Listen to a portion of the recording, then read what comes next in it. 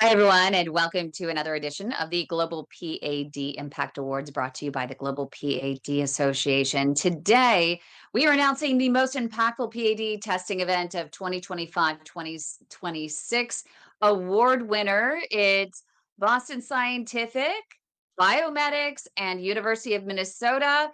Um, they are being recognized for executing an exceptional PAD screening initiative that tested more than 500 patients in a single coordinated effort.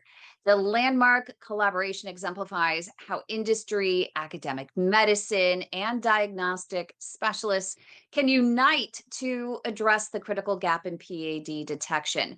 By screening more than 500 individuals, this team likely identified dozens of cases that might have otherwise progressed to critical limb threatening stages.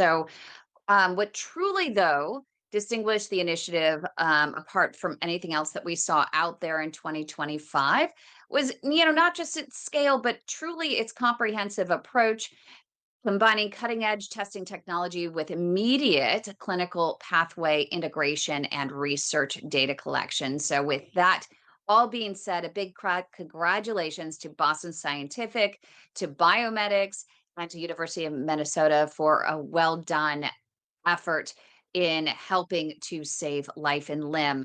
To receive the award today, we have the Vice President of Product for Biomedics that's here with us today. Its testing product was used during this event. We have Chris Trigstad, who's here. Thank you so much and congratulations. Thank you for to the entire team for helping to save life and limb. Thank you, Kim. It's quite an honor. I'm glad I was able to represent not only Biomedics, but be here for Boston Scientific and the University of Minnesota. We've been working with them for a number of years on other PAD screening events. So their involvement is really critical to helping it be a successful event. Yeah. How did this whole thing come about? How many years do you know that they've been doing this, and when did Biomedics get involved? Yeah, so this actually started with collaboration at the University of Minnesota. There was a cardiovascular department focused on peripheral artery disease, and they wanted to undergo a research project really around looking at things that you could ask at patients at the doctor's office to identify patients that are at a high risk for peripheral artery disease. So that project was approved by the University of Minnesota, and as a result, myself and some other folks from Biomedics went around with the University of Minnesota researchers and some public health students, not only to the Minnesota State Fair, but to some outstate Minnesota county fairs, doing screening events with the intent to kind of gauge the awareness of peripheral artery disease and then also screen patients for peripheral artery disease.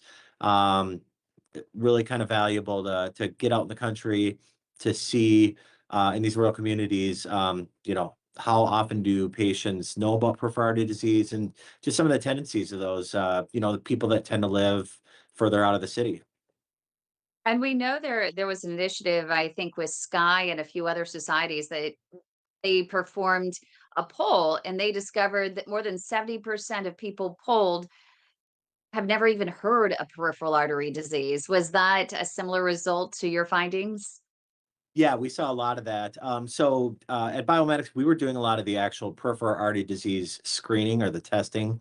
Um, Ourselves. The Boston Scientific folks were really kind of involved in gauging awareness, not only for Boston Scientific, but also peripheral artery disease as well. So they were out in kind of at the state fair, driving people to this booth. And then at the booth, they had Boston Scientific folks that had surveys on iPads and they were collecting information. We found, a lot of the times folks had no clue what peripheral artery disease was. One of the funny things I thought was, you tell these people, hey, we're not scoring you on this survey, so you're not going to be graded. Mhm. But I think Minnesota's tendency of, they want to get 100%. They want all the answers to be right. So we'd ask about peripheral artery disease at the beginning of the survey. Oftentimes they'll say, I have no clue what this is. When they start going further back in this, further down in the survey, they kind of figure out what it is based on some of the following questions, and they'll want to go back and change their answer. So just from that survey, it's like they're kind of learning Of course about they peripheral do. artery disease from the Yeah. survey. Yeah, yeah. So they want to come back and change their answer. I love that. I would too, wouldn't you? Yeah, everyone wants the perfect answer, so they don't want to get any answers wrong. So we always had to No. remind them it's just a survey. We're not grading you on this or anything like that. So And so this was the Minnesota State Fair is where the big event took place with more than 500 people tested. yep, exactly. Yeah, the University of I'm sorry, the Minnesota State Fair is really kind of unique. I know many states have state fairs. The one in Minnesota is kind of an institution. It gets talked about 6 months before the fair. It's a big tradition for many families to make a big event. I know that I have some aunts and uncles that they'll go to the state fair 4 days in a week. And I believe it's the largest one in the country. So, um, I went during the screening event, and I actually went afterwards. There were some concerts that we wanted to attend. But yeah, it is kind of a big deal. There's typically, at least 100,000 folks attending that fair, and pretty big fairgrounds. So talk about what it was like to recruit people. I mean, you're at a fair, you're eating cotton candy and corn dogs and a big old turkey leg and maybe a fried pickle. But Yep. and oh no, my favorite, the fried butter. I had no idea that was a thing, and one of my patients told me. I was like, please, I do not want to hear it or see it if you're eating fried butter at a state fair. Yes. But Yeah. how do you get people to do something for their health when they're eating this stuff that is leading to this very disease? Yeah, it's a great question. So we were actually located, the University of Minnesota has a kind of a Dare to Discover barn. So there are a number of other researchers from the university that have kind of small booths, and they're researching other things about healthcare, social determinants of health, things like that. Um, every time that we've been at the Dare to Discover building, we've had, in my opinion, by far the most popular event. A lot of people, they see the fact, hey, there is some cool technology and people are being tested here. There seemed to be a lot of self-interest in finding out more about their health. And then that was kind of further augmented by the fact that um, we had people out front that were kind of drawing people into the building and to get test out the circulation in their legs. So yeah, we were typically our challenge was not getting people to the booth. Our challenge was how fast can we get people through the process. The Yeah. technology that we have, very quick test. And the hardest part of a screening event like this is getting patients' shoes on and off. And, we were targeting folks that are 60 to 65 and up. And some folks at that age, whether or not they have circulation problems in their feet or legs, getting those shoes on and off are sometimes challenging. Yeah, I would think that would be the most challenging of the event. I didn't even think about that. That would be tough.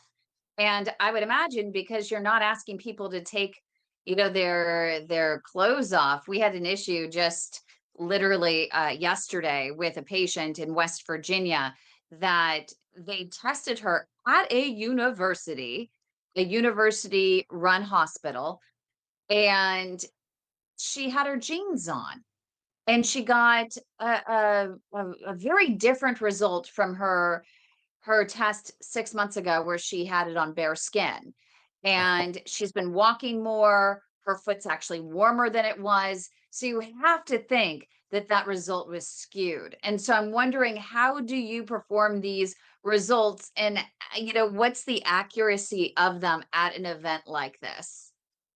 Yeah, so it's a great question. Kind of the first point is totally understand this phenomenon of if I left my jeans on and I put a blood pressure cuff on over my jeans, I'm not going to get the most accurate results. What's great about our technology, it's specifically called PADNet Express. We only test the fingers and the toes, so that patient doesn't need to strip down to a gown or anything like that. They're typically just taking off their shoes and socks, and then we had some benches where we would elevate their feet. So gravity isn't working against circulation. So we're not getting the full clinical experience where you're laying totally supine on in a clinical environment.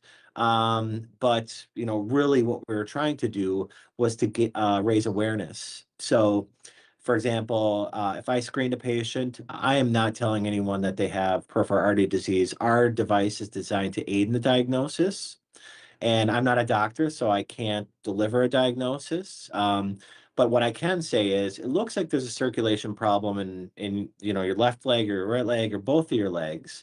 And then I would talk with them about things that they can do to help manage circulation issues if they have them, and encourage them to talk to their doctor if they're starting to have pain while they're walking, if their legs start to hurt at night.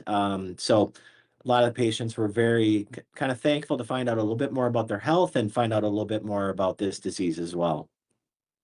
Yeah, I mean, there's still a lot of facilities that don't offer what we consider the TBI, actually testing the toes, and the toes are the first to go. We've had patients with normal ABI results, and then the TBI is off. And that means there's something going on. Even still, there's some sort of obstruction or, flow limiting issue, maybe even just going down from the ankle into the foot. And that's what we're seeing a lot of with the diabetic patients and the chronic kidney disease patients, which those two ailments have become epidemics in our country, especially with all of the sugar, right? Sugar and high blood pressure with the stress and anxiety that this nation, so many people experience as they age. Yeah, exactly. Yeah, and that was one of the things that we were talking about too, making those good, healthy choices. Going to the state fair. We were right by. There was a pickle pizza stand, and that was right down.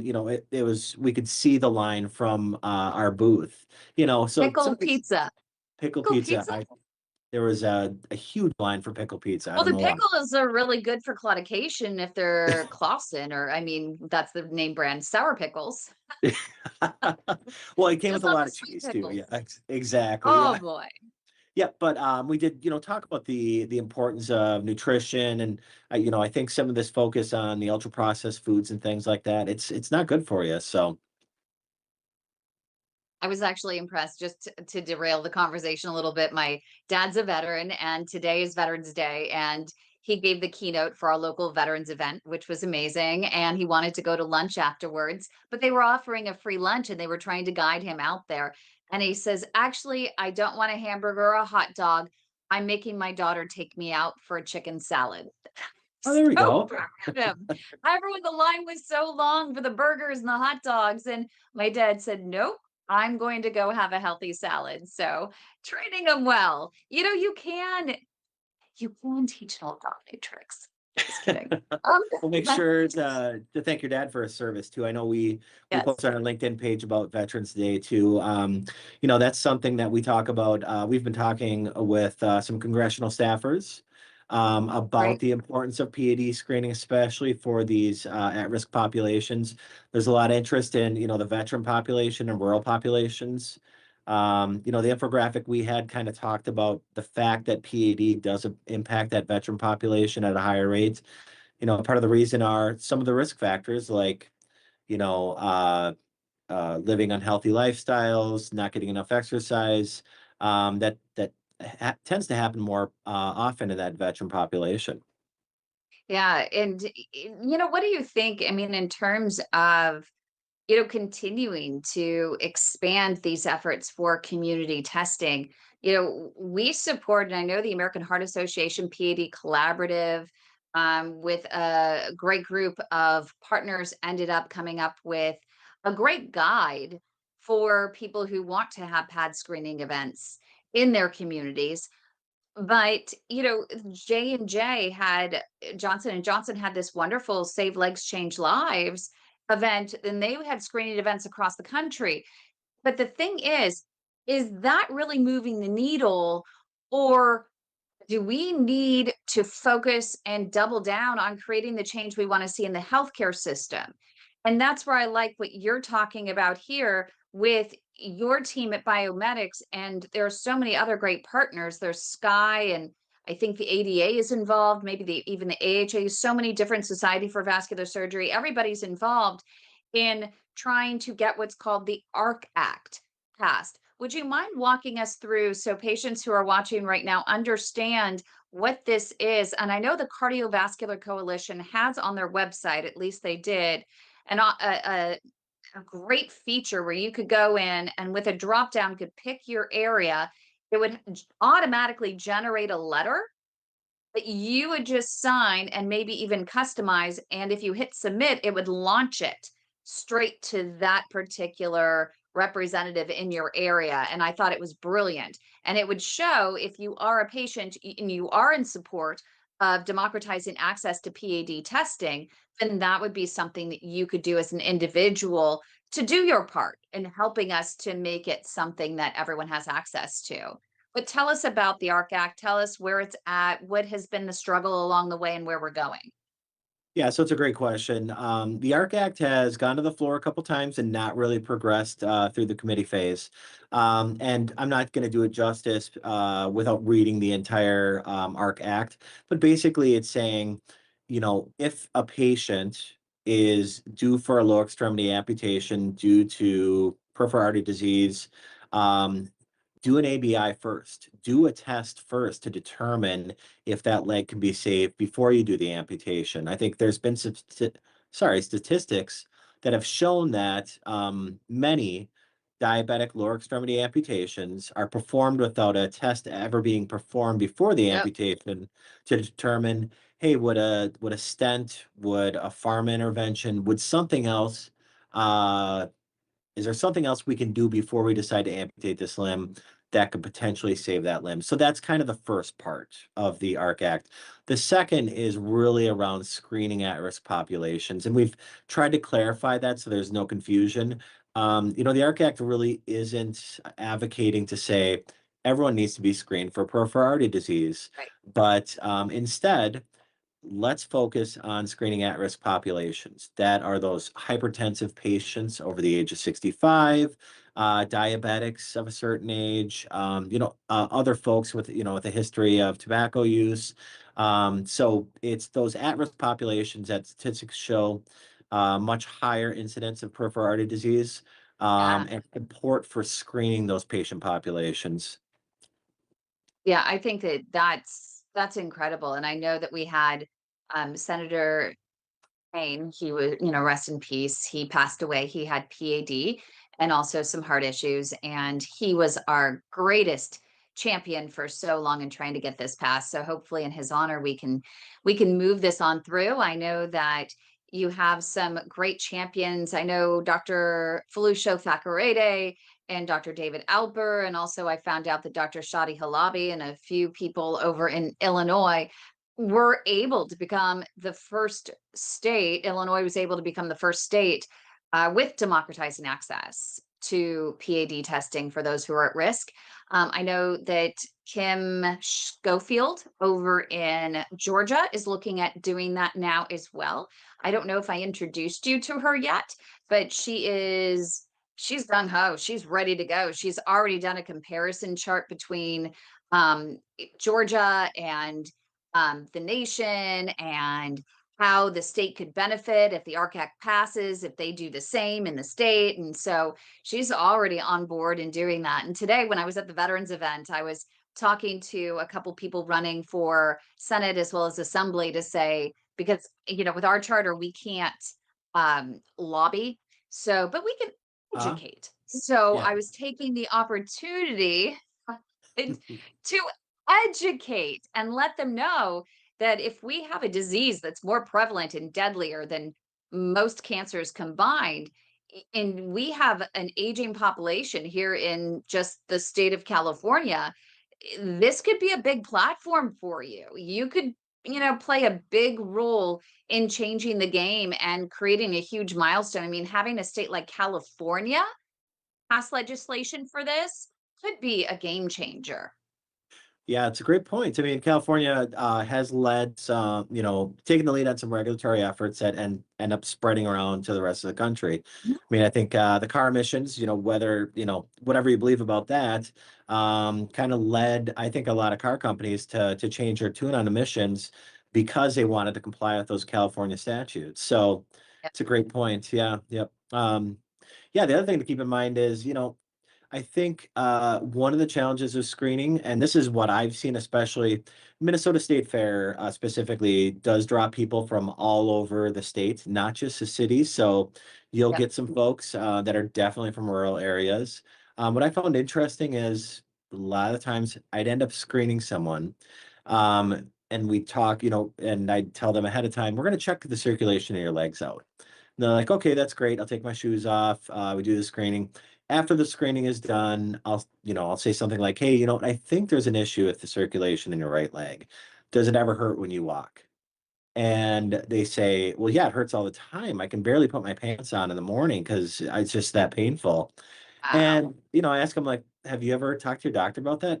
Well, no, I don't. Why would I do that? I'm just figure I'm getting old. So I think those symptoms, that, you know, people are kind of looking for when they're trying to figure out who has a disease. There's ways that patients cope with it. They don't tell their doctor. Intermittent claudication. I've talked to a few people that, it used to hurt when I walk, and I fix that problem by stop walking. So I don't walk Yeah. anymore. Or Right? walking slower. Yep. And now it doesn't hurt anymore. So I fix the problem. Look at that. Yep. So I think we need to keep that in I mind can is, do that. not every patient is going to be perfect. Not every patient is going to dutifully sit in front of their doctor and say, here's all the symptoms I have today, doc, because, there are a lot of reasons people would underreport those symptoms. Yep. It's so true. Just do not just walk slower, because the whole thing is with PAD, if it is a circulation problem, you want to walk faster to solve the problem versus masking the problem. If you walk at a brisk pace and push through that claudication, you are growing your natural bypasses, your collateral network of vessels. And by the same token, you're also teaching your muscles to do more with less. So you definitely want to make sure that if you do have those leg cramps, that you are letting your doctor know and make sure you are getting tested for PAD. And in partnership with Biomedix, we have a testing site, padtest.org. I think it's still updated with everything, all their latest facilities. Why we partnered with Biomedix on this is because they are putting the PAD test in the hands of the gatekeeper. They're putting this test on the front lines with the primary care physician and the podiatrist. And that's what's up there on that website. Yes, they are bringing the PAD PADNet to other doctors, other vascular centers. But for us and on our website, we want to make sure that patients know what primary care doctors to choose who know about PAD. If they have this test and they are using this test in their office, it's more likely than not they know about PAD and they are going to test you for PAD if you do present with the symptoms. So make sure you go to padtest.org in order to learn where you can get tested all year long. But are you guys going to do this again at the Minnesota State Fair? Any chance of expansion next year to other locations as well? Yeah, it's a great question. So actually, right after the Minnesota State Fair, we went to Boston Scientific.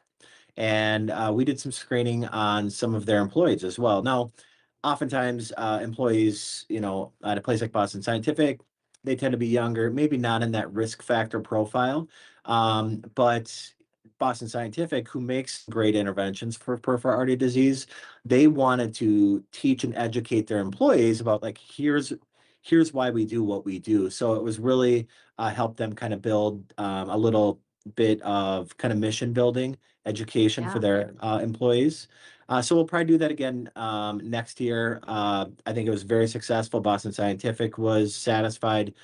We got a good relationship with the University of Minnesota, so we'll probably do that next year, and then we'll Well, what most about on likely. Capitol Hill? Wait a minute. I know some bigger folks that you've been testing. Yep, exactly. We did test Representative Payne in DC a couple years ago, and we'll be back on the Hill most likely in February with the government shutdown.